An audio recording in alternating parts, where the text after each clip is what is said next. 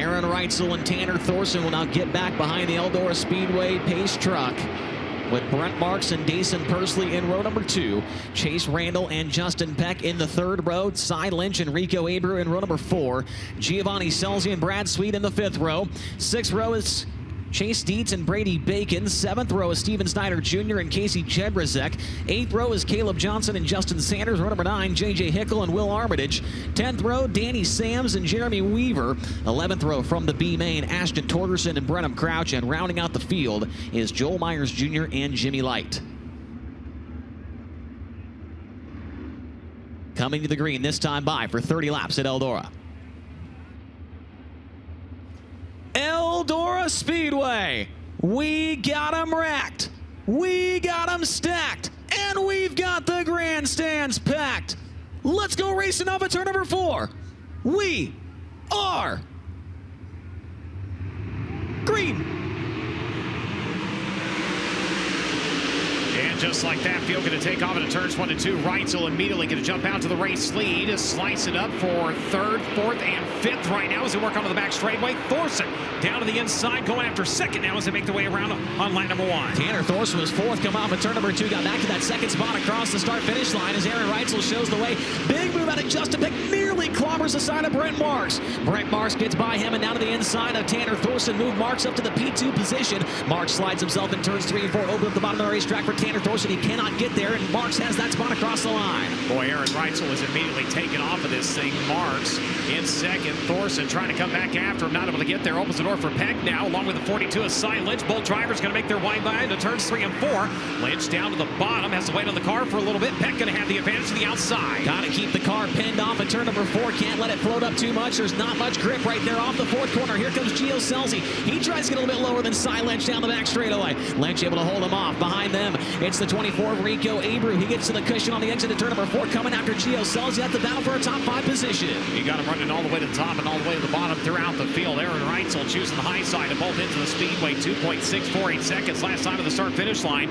Brent Marks running the same line through turns 3 and 4. Might be just a tick higher there in the middle of 3 and 4. Saw him bouncing off the wall a couple times. Behind them, battle for the 3rd spot. Peck holds off Lynch with Scelzi into the mix. And Tyler, this is a much different bottom of the racetrack to run than we saw last night. You really got to be patient off the corner to make it work. You do. There's a lot more meat down there than there was for the feature last night, though, so you be patient. It does pay off a little bit. Lynch still working on Justin Peck. That's a great battle going on for the final spot on the podium. Lynch off the bottom, Peck around the outside. Those two go wing to wing into turn number 3 as Brent Marks looks to track down Aaron Reutzel, with Reutzel approaching the back of the field. Lynch really starting to kind of drag the brake there and keep the car pinned to the bottom side of the racetrack. A couple laps ago, we saw it kind of kick out and kind of air brake itself. Lost a lot of ground. Now really keeping the car straight at the exit as he's starting to close in on Brent Marks. Again, that bottom side, that patience starting to pay off for him. Lynch looking for 2nd off at turn number 4. Cannot make the pass on Brent Marks. He'll look to the inside into turn number 1. Goes through the middle. Doesn't work out for him. Marks back around the outside. And Marks, even with that battle with Lynch, took 3/10 out of the lead of Aaron Reutzel. Reutzel runs the middle off at turn number 4. Brent Marks has the cushion wire down the front straightaway. He takes another half-second out of the lead that time. Back of the field coming into view as Reutzel takes it onto the back straightaway. Lynch again around the bottom, able to pull up next to the 19. Marks with a better run by a half a car as they work into turns 3 and 4. Lynch now going to have the advantage to the inside. Can he hold it and take the 2nd spot? He can. Starting to close in on Reutzel, 7/10 of a second. Keep an eye on Lynch as he'll close in more. Oh, get it right in front of him. Got one around. Jimmy Light, the car spinning in turn 2. And man, if I'm Lynch, I probably didn't want to see that yellow, Tyler. No, but Aaron, he's been committed to the top here lately, but I would assume one of his crew guys is going to be pointing to get to the bottom, just to take Cy's line away. I think we're going to hopefully see a little bit of a respectful race here. Right. Maybe not a whole lot, but you got 2 big things for these first 2 guys here. You got Aaron Reutzel trying to chase an owner's championship, so he does not want to put himself in a position to DNF this race. And you got Lynch chasing his first high limit win. It's 2 big things on different spectrums, but both huge for both individuals. Absolutely. Also, the other thing I wanted to mention was Ashton Torgerson. He won the B main. He's now into the top 10. The 1A, we know that car gets around the bottom very well. I'm going to guess that thing has not left the inside wall. Yeah, Jacob Allen probably said, hey, man, I got the setup dialed in on this thing. Just hit the bottom, and you're going to make your way forward. We're coming back to green.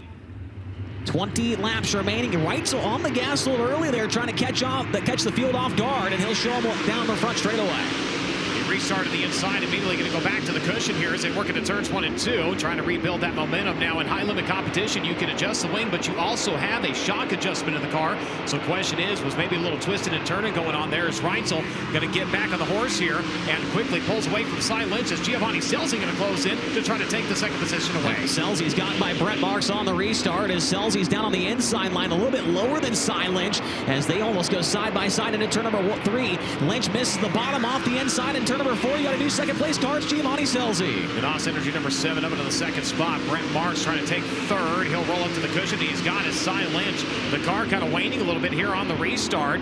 Wondering if maybe a tire could have possibly sealed over, just trying to get his momentum built back up as he'll work around this time. Has a good run at the exit. Does find his line, but Aaron Reutzel 1.939 seconds right now out front. Red flag upside down big time in turn 4. I believe it's Jedrzejek Hickle.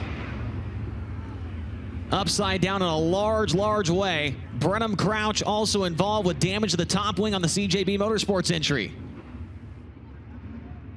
I was just about to key up and say that Ashton Torgerson is now to 6th place from 21st.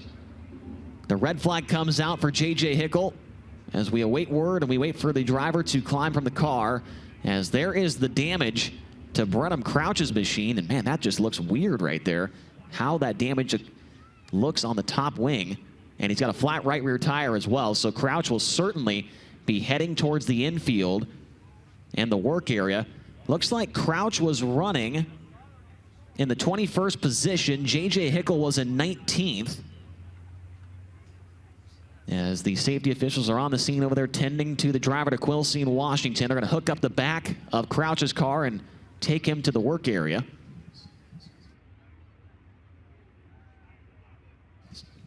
And Jedrzejek Hickle is out of the race car in turn number 4, walking away. Jedrzejek Hickle was 16th in last night's feature event. His best ever 410 run here at Eldora, 14th with the All-Stars 2 years ago. Had a 5th place run with the 360 series in 2021. And here's a replay from the drone, Tyler. Let's see if we can find out what happened here.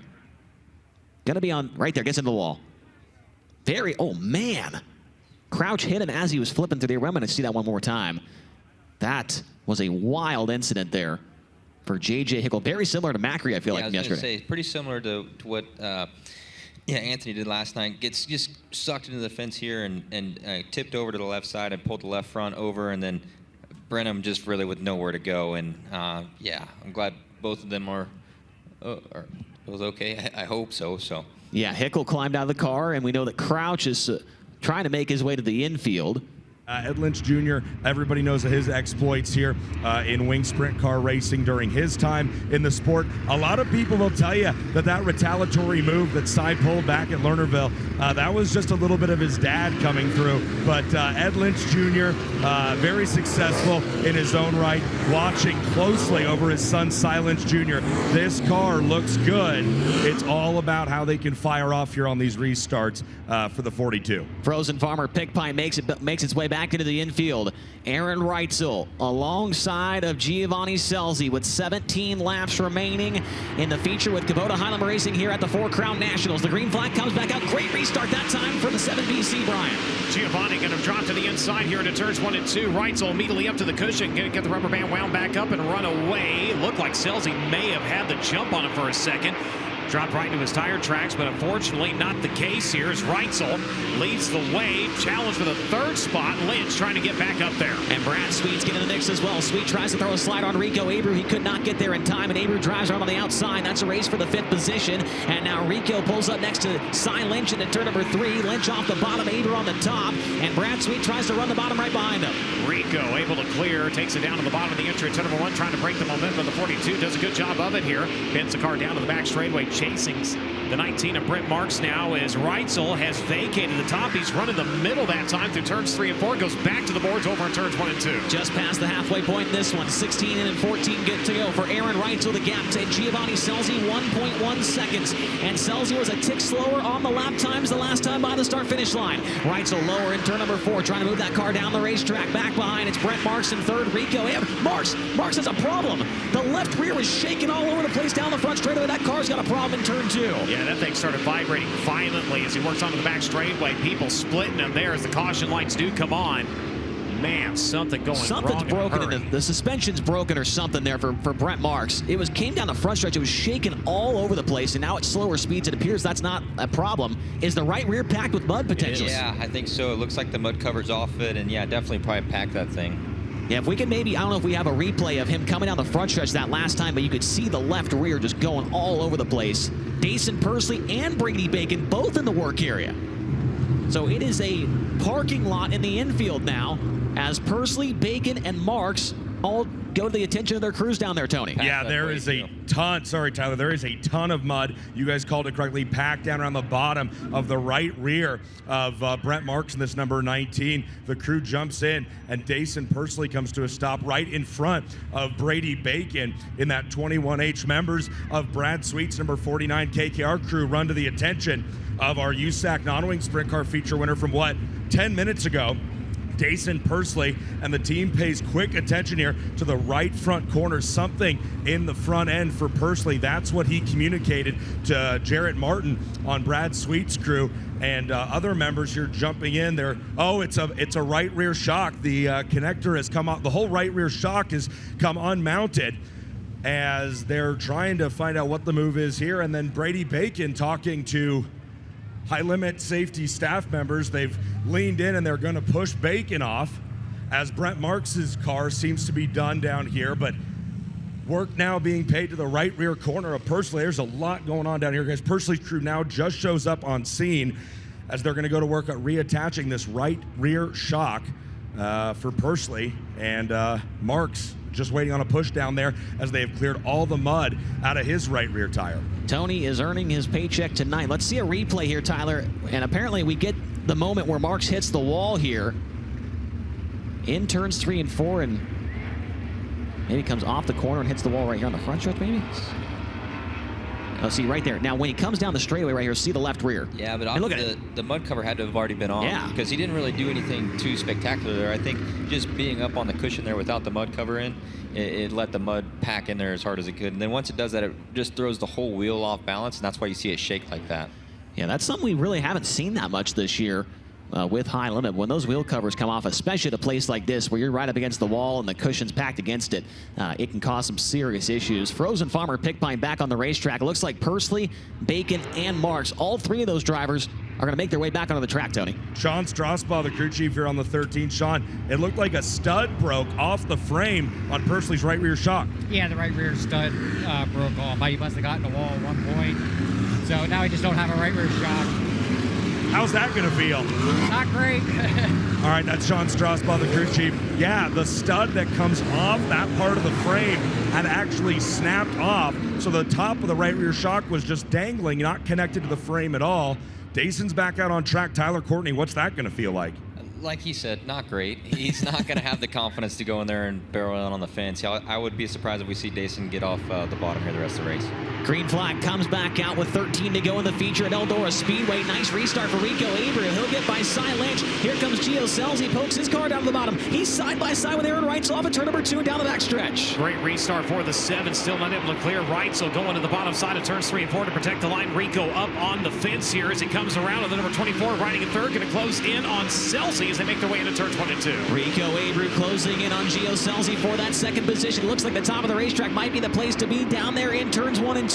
Rico plugs the right rear into the cushion in 3 and 4 as well. Coming after the NOS Energy Drink 7BC for the second spot down the front stretch. Down to the bottom goes the 7 once again. So far able to keep the 24 at bay, but Rico closing rapidly onto the back straightaway. Challenge for second starting to come into view here as they make their way through turns 3 and 4. Reutzel moving his line around, top at one end, down to the bottom of the other. Caution. Jeremy Weaver. Oh my.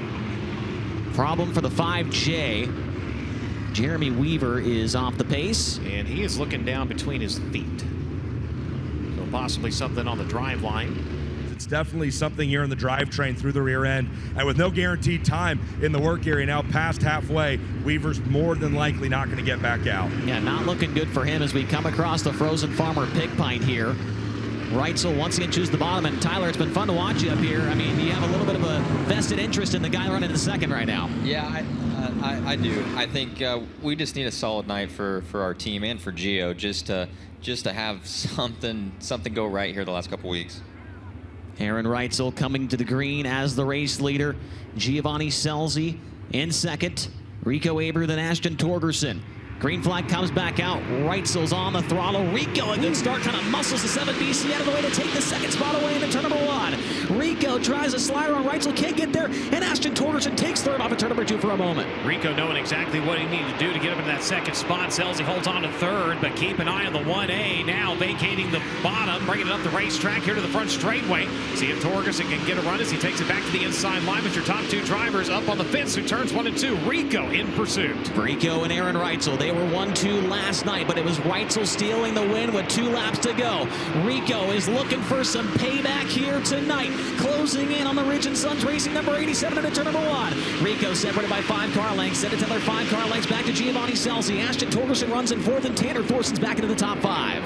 On the inside of 3 to the high side of the exit to number 4. That's going to cost us some time. Rico brings 2 tenths off, takes it down to the inside for the race lead. Rico across the racetrack, plugs the cushion onto the back straightway. Can't hold on to it. Reutzel back to his inside. The 87 holds on to it. Both drivers to the middle of turn 3. Rico up to the cushion, the exit to number 4. He's got the run once again. He's on the back bumper of Aaron Reutzel. Good stuff at the front of the field. Now Reutzel on the defensive into turn 1. Gets to the cushion on the exit of turn number 2. Rico turns it down the hill with a run. They're side by side for the race lead, the 4 Crown Nationals. Rico takes away into turn number 3. He gets to the cushion. Abreu off the top of turn number 4. He'll lead this time by across the start-finish line. Rico comes around to lead with 24 laps completed. Reutzel trying the inside-out move. Can't get there. Rico charges onto the back straightaway and is gone in an instant. That time gets her up a little bit too hard into the cushion of the entry of 3. Not slowing him down, though, the exit to number 4. As Scelzi now trying to close in on Reutzel to challenge for second. Rico Abreu as Reutzel just clobber the fence in turn number 1. Ricochets off the wall, and that's going to give the second spot to Giovanni Scelzi. Scelzi's got second, and this time by they got 4 laps to go. Can Scelzi somehow make a charge here late in the race to take the win? Down to the inside, trying to reel in your leader. He trails by 1.767 seconds. Reutzel, Torgerson, Peck, Swede, Tanner Thorson, Danny Sam, Chase Randall right now your top 10.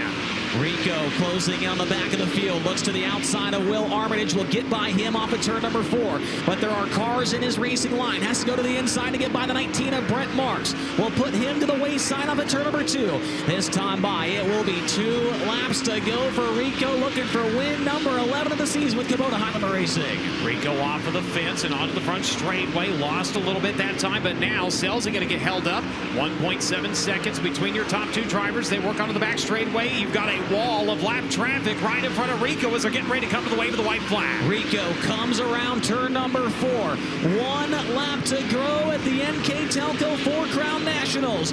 Lost it on the final restart with 2 laps to go last night. He is going to pass Aaron Reutzel this time and get some payback. Into turns 3 and 4 for the final time. For the 11th time this year, he's a winner with Kubota Highlander Racing. It's Rico Abreu in the 4 Crown. Second goes to Giovanni Scelzi. Third to Aaron Reutzel. 4th Ashton Torgerson. And 5th is Justin Peck.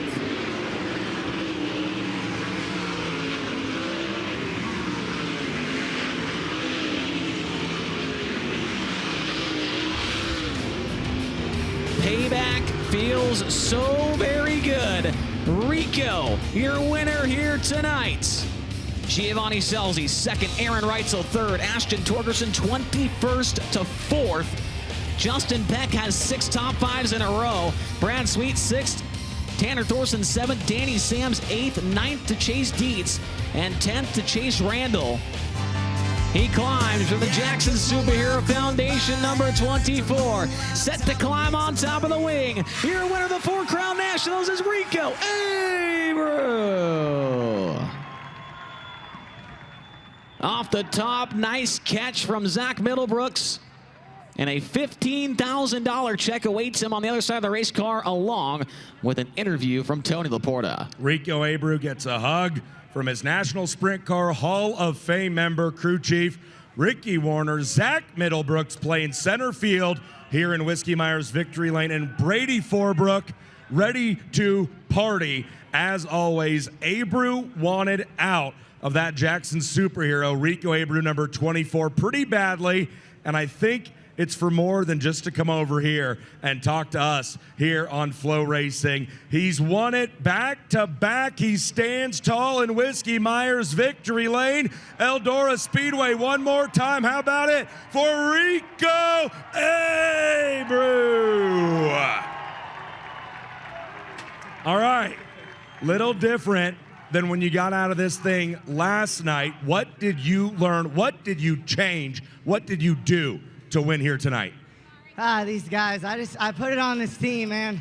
I was screaming at myself tonight in the race car just to be really patient. Just these guys put together an incredible race car, and it just kept getting faster and faster. Just so fortunate to have the Hunt family, Jackson, our friend with muscular dystrophy. I make all my donations when I win to their foundation, and just to driving awareness around muscular dystrophy and helping other families. But it's just incredible to have them here, our partners, Arc Zone, Spankins Motorsports, Brian Hankins, these guys that believe in me, right? And they allow me to showcase this talent that I have driving race cars and just the love I have for it all. And I just, man, I was out of breath there. You're just driving the shit out of these things up on the wall, and I love Eldora Speedway, and I just love putting on a show for you guys. We know, we can tell that you love the Eldora Speedway. I mean, I can't overstate it. You were distraught, it felt like, last night. After running second here, this means so much to you, doesn't it? You're in the midst of a hot drivers and owners championship fight here in 2025. This is win number 11 for you. Did you think you'd have any problems getting to Reutzel with the line he was running? Yeah, I was just trying to be really patient. I was a little bit tight behind cars, and these guys would open the lanes up, and I just had to focus on getting this thing wound up on the top and hit my marks, and I cleared the 26, and I got a couple good restarts on the bottom off of 4, just trying to time it with Aaron, and that last one popped me into second, and I was able to make a ton of hay in 3 and 4 with these guys running down. Just the track kept getting cleaner and cleaner, and I was just trying to keep it wound up on the cushion, do some Harry wall banging there. Harry wall bang, and that sold some shirts last year. You've got him on your suit. Jackson's with us tonight, isn't he? Yeah, the Hunt family, Jackson's here. I hope they had an amazing night. Just Eldora Speedway creates incredible memories for people and families, and it's why I always mark this one down on the schedule, that I just always want to be here and be a part of the growth of sprint car racing. It's an incredibly increasing climb right now with just what High Limit's done for sprint car racing, and brought a lot of energy to the sport, and it's really cool to be a part of. With your win tonight, victory number 11, you get to send $1,000 of our series' angel donor money to any charity you want to support. You're wearing one on your chest. Where's that money going tonight? We're going to donate that $1,000 to Jackson's Superhero Foundation. Just specializes in awareness around muscular dystrophy, and I know Jackson's here tonight watching the race, so just incredible moments for the Hunt family. I hope they come down and get pictures with us. And I got my Win Warrior suit on tonight for Jackson, and it's got a picture of Jackson and I on it. Just some incredible awareness we've been driving to the foundation, and I hope he can get down here and get a picture with us. Yesterday you told me the atmosphere at this place is unlike anything else. You made some atmosphere happen tonight. Congrats. Thank you, guys. Thank you, guys. That's Rico Abreu. He'll get the Chasm Safety Systems win box handed to him here in Victory Lane. He goes back-to-back from 2024 to 2025 with the high limit portion victory here at the NK Telco 4 Crown Nationals. Eldora, he can still hear you one more time. How about it for Rico? Before we check in with second and third place finishers, let's go back upstairs for tonight's contingency awards. Yes, the Rod and Supply hard charger in this one goes to Ashton Torgerson, 21st to 4th for a plus 17 charge and his best career high limit racing finish to go along with it. The best lap of the race to the Jake's Golf Cart's best lap of the race, that went to Aaron Reutzel, lap number 1. He turned in a 15.018 second lap time. And then, of course, our Race Routine Foundation Combination Rookie of the Race. That went to Danny Sams tonight with an 8th place finish in the 24D. Let's go back downstairs to Tony with a talk. Giovanni Scelzi ends up in 2nd. From 9th to 2nd here tonight, you guys had a, in your words, come to Jesus meeting the day before this weekend started. Jake Argo joked about maybe getting Soft Charger Award yesterday. Today, a completely different result, going plus quite a few positions, 9th to 2nd. I'm not going to do the math here on camera. What did your race car do for you tonight? Yeah, I mean, Jake did a good job, and I'm the first one to get discouraged, I feel like, and nobody around me here has. And yeah, just like I really thought the top would be dominant tonight, and I saw how thick the bottom was, and honestly how greasy the bottom was to start. And it helped me there early and kind of hurt me at the end once the water kind of got splashed across the racetrack. So good job to my guys. Like it's cool to have a good run like that. We've been up and down. We're good in the heat race, bad in the feature, or vice versa. So it was cool. I felt like I gave away a good starting spot there for the heat race, getting passed by Cy, and made up for it. Any extra pressure knowing the guy that normally drives this thing was up top talking about you? He's already texted me and said how bad I am, but no, I'm just kidding. He helps a ton. Like I've texted him throughout the night at quite a few races I've been running, because I feel like up there is such a unique view to kind of see how the car moves, and even watching film, like he knows what this thing's tendencies are and I don't. So he helps a ton. All right, that's Tyler Courtney's replacement, Giovanni Scelzi, back on the podium with Kubota Heilemann Racing. Giovanni coming from 9th to finish 2nd here tonight. And starting first, ending up in the 3rd position. It's our 2nd night in a row talking to the driver seated on the right front. Hoosier Tire, he's got a cold beverage. Aaron Reutzel ripping around the top. You have to contend with Rico Abreu. What's racing a guy like him like here? It's tough for sure, as it showed there. Yeah, I don't know. We were just, I guess, just too good early. Track really changed a lot. And yeah, my stuff just kind of went away on me. I tried to make my car a little bit better than what it was last night, and I just made me too good early, and then just really bad at the end. I got to where I had no grip and couldn't get the car sat down, and I wasn't sure what to do in 3 and 4. I kept searching around as much as I could while leading, and I thought I was in the right line, and yeah, Rico went by. I saw him, made us look stupid. So yeah, their car's rolling right now. They're definitely the most consistent car in the country, I feel like, and you know, they normally we get really good at the end, and I don't know, tonight they were on rails. So you know, hats off to him. Ricky's got that thing rolling, and yeah, just like I said, just nothing to hang our head about. We were just a little too good early, and the race didn't play out our way today like it did yesterday, but we'll take it. Just proud of our whole team, Power Plus, Fulcrum Brothers, Don Long, Bargain Barn, Paver, Triple X Chassis, Ryder Racing Engines, Elite Wings, Kaiser Wheels. I know I missed some people, but yeah, just can't thank everyone enough for all their hard work and getting us up here. Aaron Reutzel continues to impress the sprint car racing world as he fights through pain following an injury back here in July at the Eldora Speedway with his foot in a modified racing shoe made 2 sizes too big for him to allow him to get back behind the wheel of his Ridge & Sons Racing number 87. Reutzel proving time and time again how tough sprint car drivers truly are. Rico Abreu proving how fast they can be. Abreu captures his 11th feature victory of 2025 and continues to grow his Drivers' Championship point lead here as the season gets down to the marrow.